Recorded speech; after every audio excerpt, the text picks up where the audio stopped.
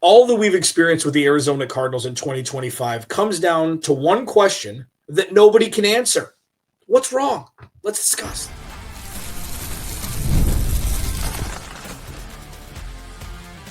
You are Locked On Cardinals, your daily Arizona Cardinals podcast.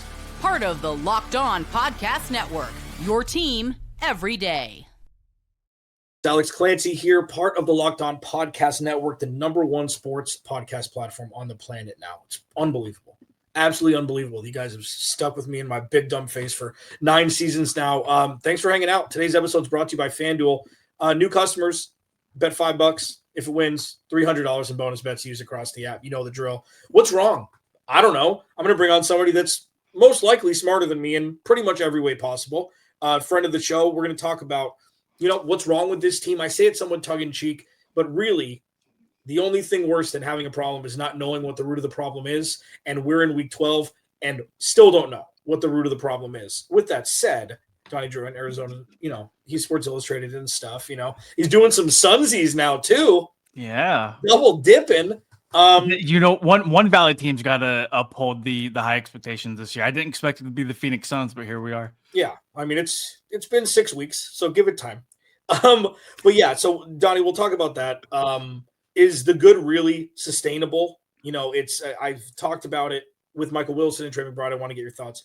And then do you start Kyler Murray either week 14 or week 15 when he's healthy, or has he played his last down as an Arizona Cardinal? Donnie, what the hell is wrong with this team?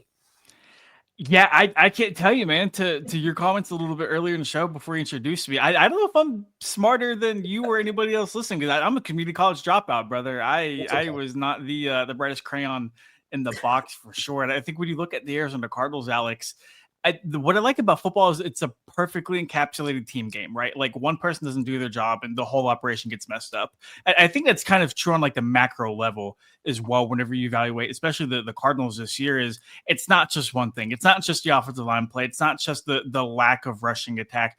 It's not just like Drew Petzing's offense. It's not like fourth quarter defense. It's such like a cluster, what, of all of these things kind of brewing it into a pot to make this like poor football gumbo that we have to subject ourselves to on an almost like weekly basis moving forward. But I think if you were to highlight the biggest thing of quote unquote, what's wrong is they just can't play 60 minutes of football, man. I've yet to walk out of a game and say, you know what, from start to finish, they played good. We are 13 weeks into the season now. 12 full games into the season. And I've yet to watch an Arizona Cardinals football game and say, yeah, you know what? They played good start to finish. Yeah, no, it's true. I mean, I guess the closest thing would be Dallas. But, it's for me, I guess the microcosm of the whole season has been the last sequence in regulation this past week where they have a chance to win the game. And I was apoplectic, I think, when it's like, okay, 28 seconds left. Michael Wilson does the spinsies with the ball, which really, it didn't affect anything. Everybody was 25 yards away. He picked up the ball. They maybe lost a second. But then they decide from 19 seconds down to chill the hell out and not spike the ball. Okay. Mm-hmm. So that's on the players in my eyes. Okay. So you got one play, 7 seconds left. Jonathan Gannon does the opposite of take a leap and kicks a field goal with still 3 seconds left on the field. And you got to kick it out of the end zone for Jacksonville. Any other team would have taken at least one more shot, and like, for me, it's like, okay, the Cardinals get there and then they try to give the ball away. They try to give the win away. They try to play it safe, give the win away, whether it be gaps on their own or coaching mistakes.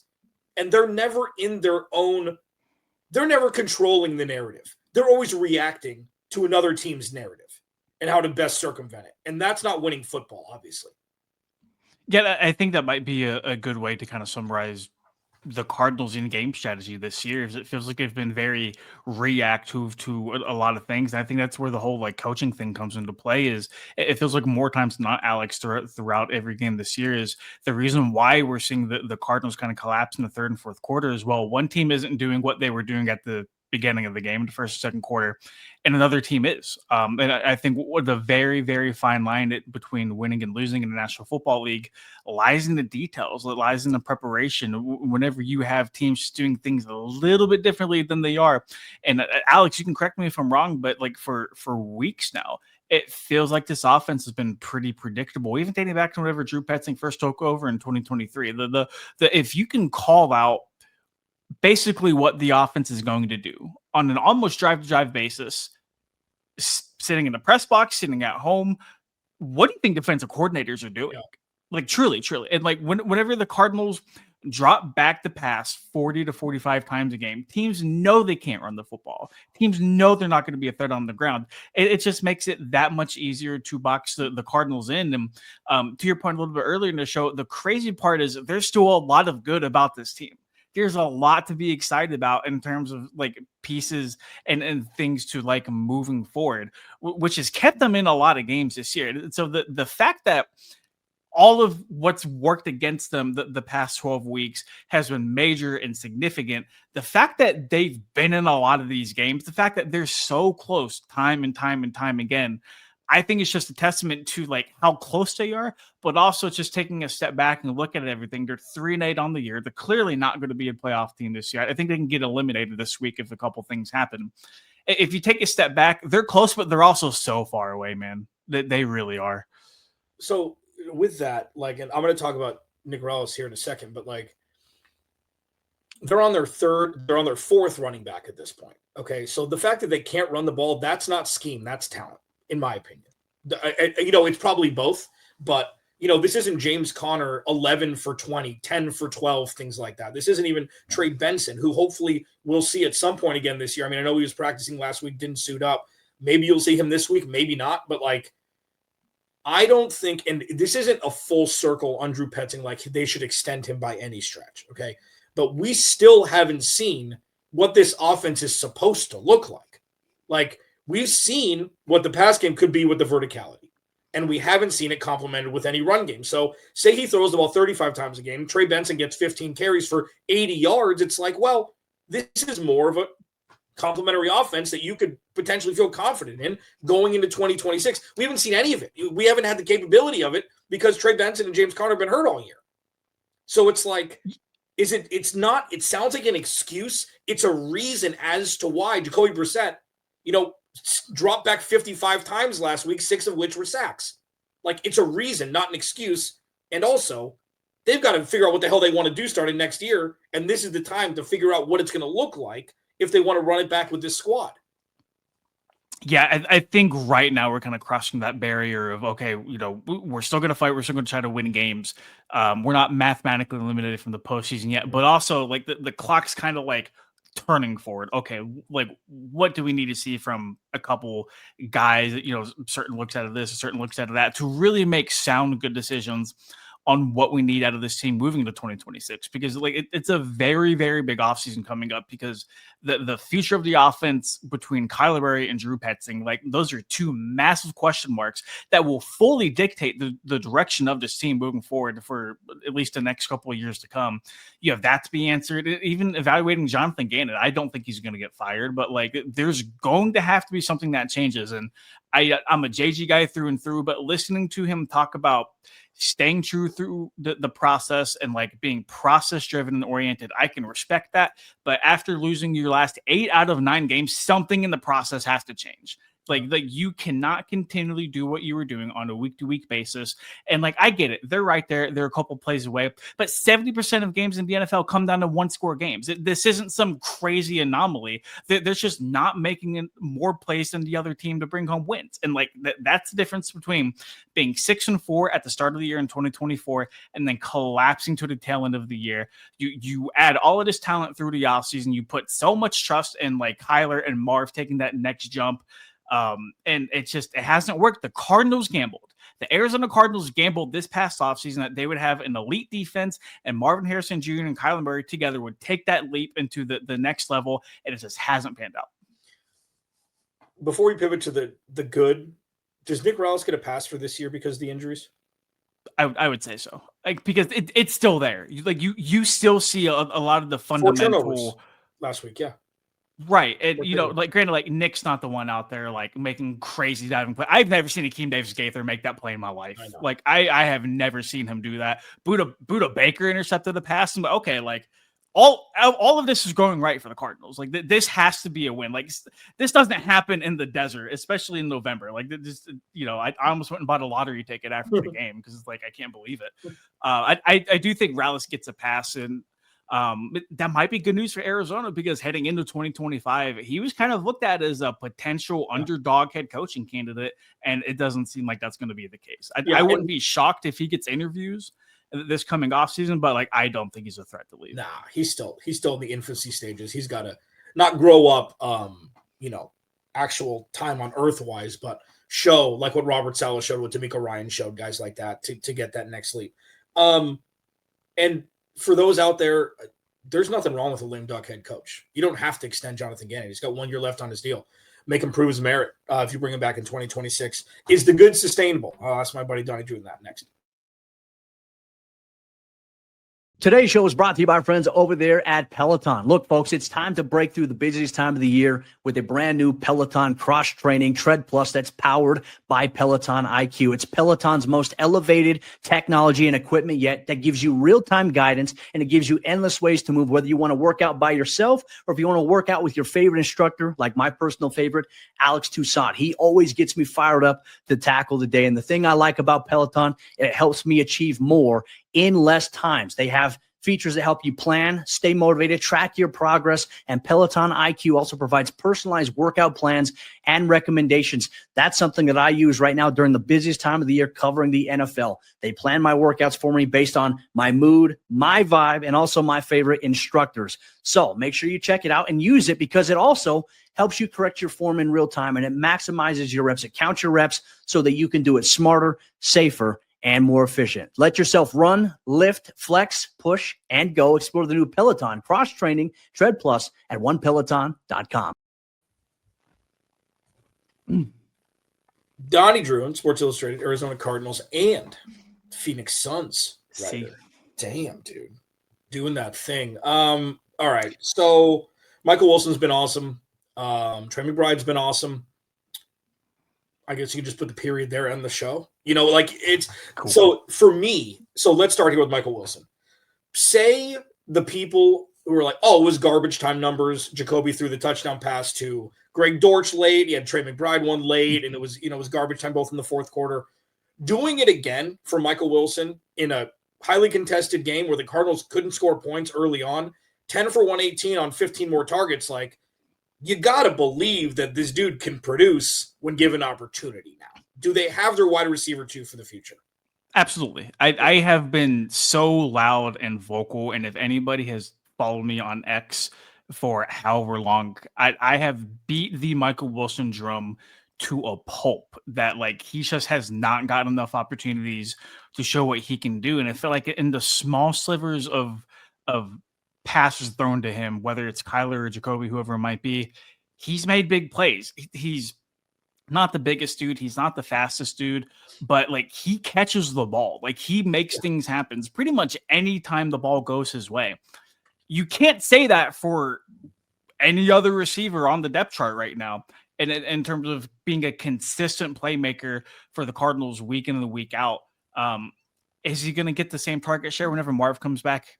No, I'm not going to try to lie and convince people or myself that that's going to be the case. But I do think, Alex, that he has shown enough through the last 2 weeks to say, you know what, like I've proven I can make a difference in this offense. It's up to Drew Petzing to, granted, there's only one ball. Not everybody can get the ball every play. Like Trey McBride deserves 15 targets per game. That kind of like, it is what it is until defenses can actually stop him.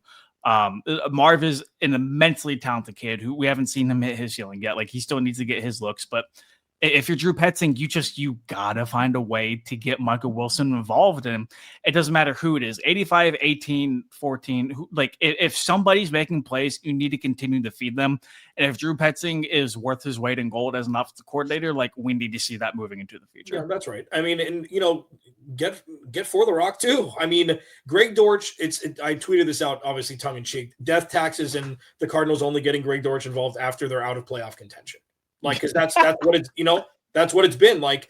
I screamed at the TV when we saw that slip screen last year, week 17 against the Rams, when the Cardinals were out of playoff contention and Greg Dortch, took this huge chunk gain. It's like, get the dude involved early. He's the only guy who has the skill set that he has on the team.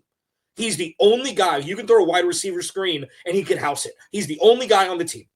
Get him involved. And, I think moving forward, it's not an indictment on Kyler Murray. We're not going to do this now. We're seeing guys get involved that haven't been involved like this in the history of their time with the team. Like, this isn't like, Kyler was hurt and he came back. Like, Michael Wilson, like, the proof is in our eyes, not the numbers, not the data, not the EPA, not anything like that. And yes, of course, they're running 2-minute drill offense the entire game. Of course, this is going to regress back to the mean. But if you have a rush attack and Jacoby Brissett's throwing the ball 30 times a game and you're able to pepper it around like a la Drew Brees with the Saints, when you never knew in fantasy football if it was Robert Meacham or Marcus Colston or Devery Henderson that week, and they're all talented guys, that's a situation the Cardinals have. They just haven't tapped into it until the last couple weeks. And they've lost, and Marv's been out.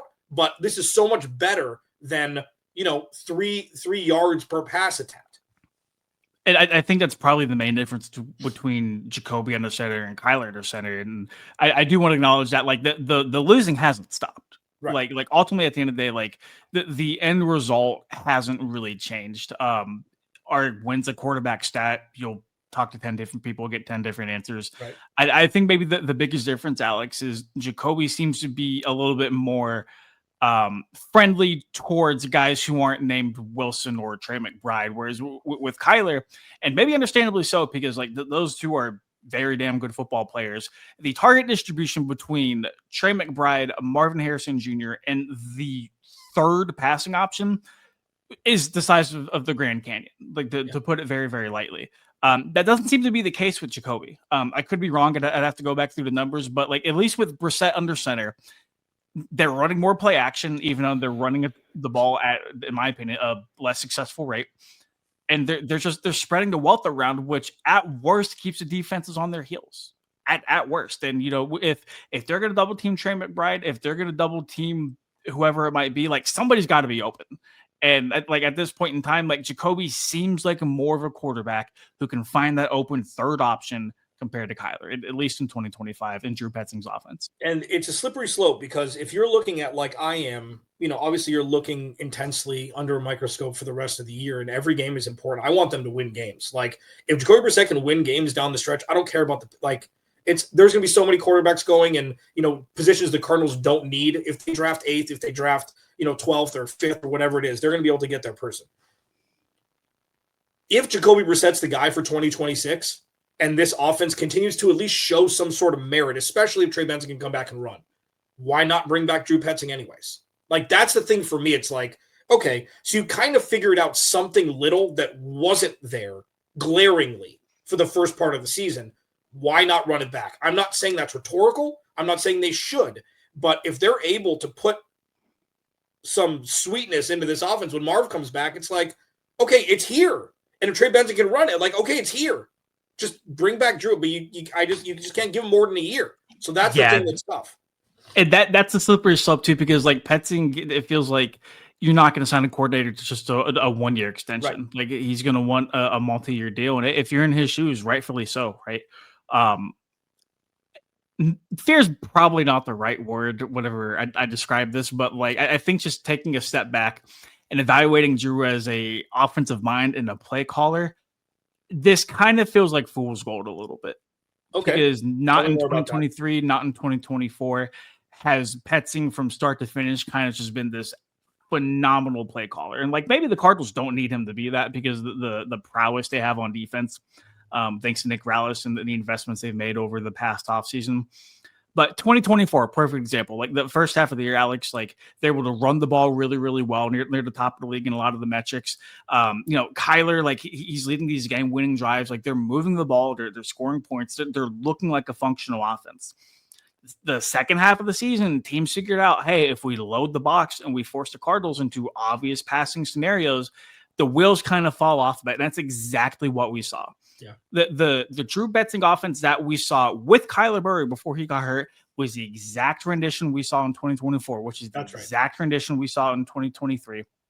And I just think Drew's adaptability as a play caller, a lot of the situational stuff as a play caller, I don't agree with. And I was big on Clayton Adams leaving, and I thought that was going to leave like a somewhat sizable gap in the coaching staff. And it has. I didn't think to these extents, but the loss of Clayton Adams was big. But Drew Petzing comes from the Kevin Stefanski coaching tree. All they do is run the football. Like that's supposed to be your thing, is run schematics. Clayton Adams leaves. You have Isaiah Adams starting at right guard, and it's just like they're not able to get a lot going. And to a lot of people's points, they're going to say, hey, you know what? Like, they don't have Trey Benson or James Conner. The first couple of games before both of those guys got hurt, they weren't able to run the ball anyway. Yeah. They also didn't have a down the field threat like they do now. They didn't have. So it's very chicken or the egg thing, and I think both are wrong. It's like we can't find a route. Like, so this is one of my smart things a month is what I say, Donnie Druin. And as a writer, you'll appreciate this. You know how there's sometimes two sides to an argument? This is a kaleidoscope. There's so many different little angles to this that you can point a finger at everything that's going wrong and saying, this is why, and you'd be right. And it's very hard. It's like, it's like if everybody gets a 10% on a test, they all get an A. It's like, well, no, that's not good or bad. It's just, it is. And then you need to figure out as a teacher why the hell you're failing all your students, but they're all getting A's. Like, we're going to get into Kyler Murray. You know what? I want to talk a little bit more about this. Like, so I like that point you brought up, Alex, of how, like, if you point at anything, it's kind of like a kaleidoscope. You're right. Because, like, the thing about football is everything bleeds into another aspect of it. Like, yeah, the Cardinals can't run the football, which hampers their ability to effectively run play action, which hampers their ability to effectively keep defenses away from the line of scrimmage, which affects their ability to get out of obvious passing downs. Instead of being 2nd and 3 or 2nd and 5, it's 2nd and 8 and 2nd and 10. Okay, now it's 3rd and 5, 3rd and 8, and instead of being ahead of the sticks, like these things all bleed into each other. So it's not just, you can't wave a magic wand and fix one thing and everything else will follow suit. And there's so many working parts of it, which is why it's tough to really take a step back and say, you know what, this is the problem. If they did this, then like everything else would just magically fall into place. That's not how NFL offenses work. Yeah. And it's also difficult. It's, a lot of times it's players not producing, not executing. A lot of it's coaching. It's just like, I just don't. We've talked about this so much since these guys have taken over. It's like, okay, so this is the year where everything was supposed to go fine and everybody was supposed to stay healthy. And I don't make excuses for injuries. And damn it, if they were healthy, you could be looking at the defense against Dallas a lot more than you're looking at the defense against Seattle and San Francisco the 2 weeks after. The offensive line has been a massive issue. It's just like, you can't run the ball, so you have to throw. But pass protection with the bad offensive line is terrible because you need to run the ball, but you can't. And then you have to punt. And then the defense needs to play on their heels because you're giving up 2 scoop and scores against Seattle, or the special teams is giving up a 98-yard return against San Francisco right out the gate, and you're down 7-0, 15 seconds into the game, and you got to change your script. So it's very – the Cardinals have always been their worst enemy as an organization, and we're seeing it bloom into something that looks better, but really at the root, it's still the same. So when it comes down to it, let's just throw fuel on an aforementioned fire. Should Kyler Murray be starting when he comes back? This is not a clickbait segment. I don't do this here. I think it's a yes, and I'll explain why next. This episode of Locked On Cardinals is brought to you by our friends at FanDuel. The NBA is in full swing, man. There's no better place to get in on the action than FanDuel, the official sports betting partner of the NBA. Even if you missed the start of the game or want to ride the hot hand, FanDuel has live bets on everything from who will score next to fourth quarter comebacks. Plus, you can even combine your live bets into a same-game parlay for a shot at a bigger payout. Hell, you can even early future Devin Booker as MVP if you want to, starting so hot as they have, or Dylan Brooks is whatever the hell he would be, most improved player, something like that. Either way, right now, FanDuel is giving new customers $300 in bonus bets when your first $5 bet wins. So head to FanDuel.com to sign up and play your game with FanDuel, the official sports betting partner of the NBA. Donnie Druin, Sports Illustrated. Kyler Murray. So we talked about this weeks ago when it was still in question before Kyler went on IR. If Kyler Murray's healthy, should he start? My answer will always be yes, because he's the starter. if Kyler Murray is a healthy scratch at any point this season, you may as well just cut him. You'd embarrass yourself in trying to trade him in that contract. To you, do they have a fiduciary responsibility as an organization to start Kyler Murray because he's the starter? I think Bruce Arians put the best a couple weeks ago before Kyler went on IR, when that was like the hottest topic in Arizona. Should Kyler play? Should he not play? Bruce said there's too much money involved for him not to play. Like, you have a 5-year, $230 million quarterback.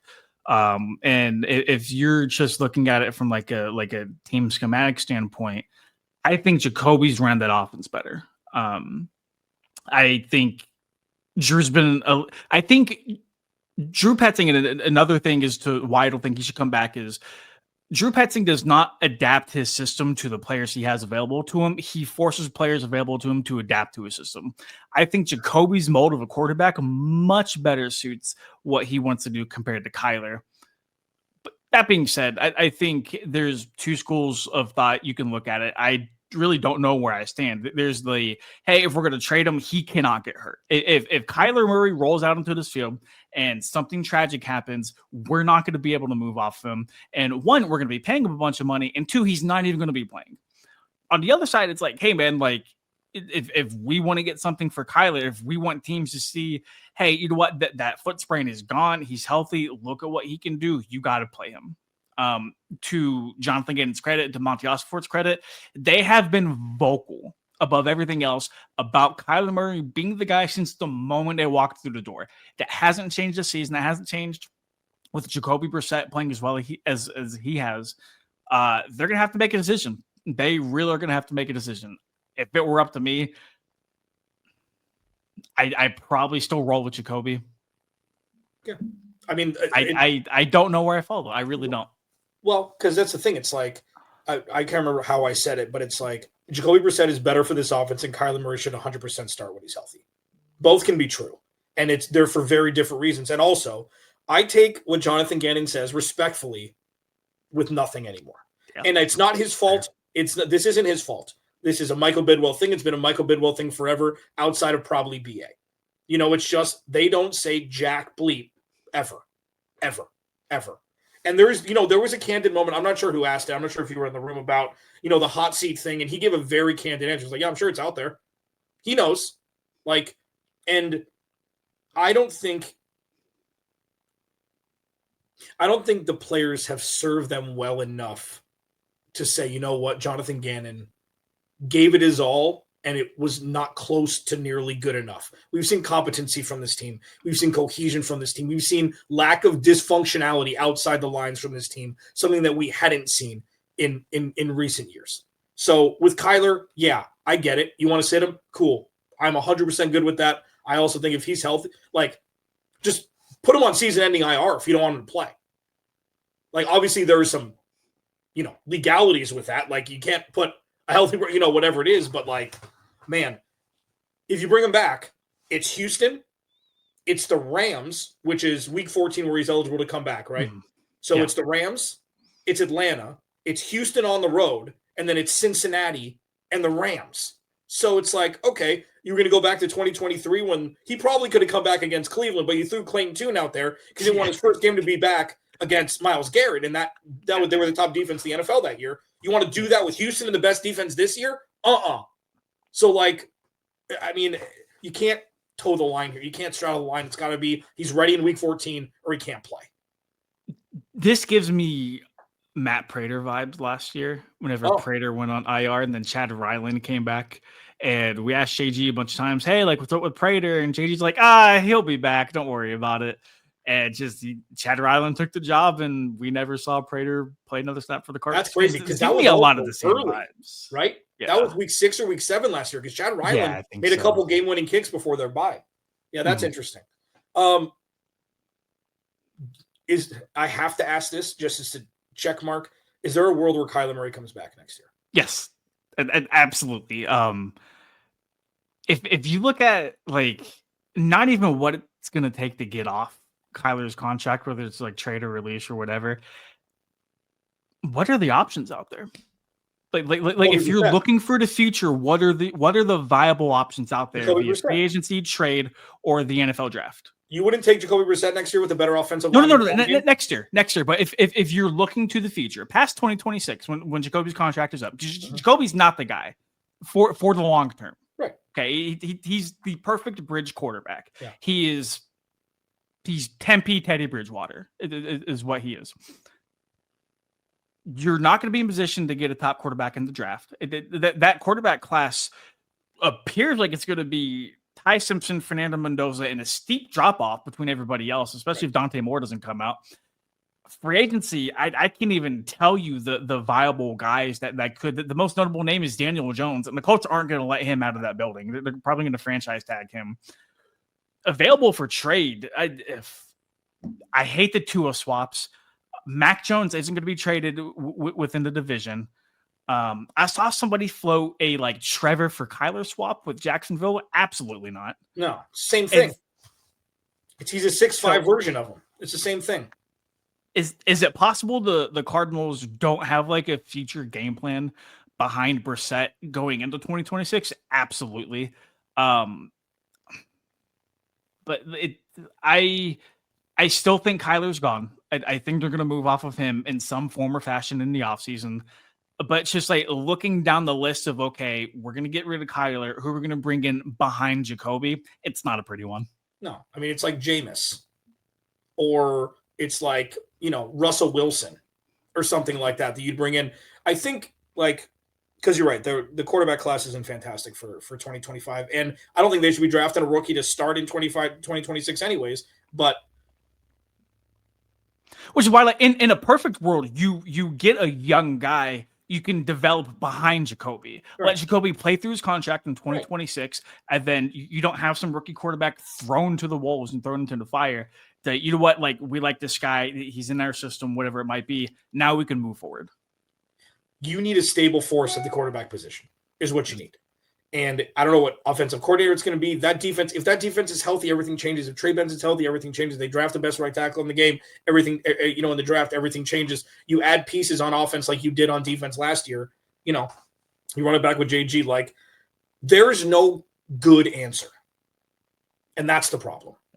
And we'll leave you with that positive note. Donnie, tell people where they can find you, bro. Yeah, at Donnie Druin on Twitter or X, or the cool kids call it, then si.com/NFL/Cardinals. I was Clancy, Locked On Cardinals. Remember, without you, there is no me. Turkey Day version of Crossover Thursday tomorrow. Talk to you then.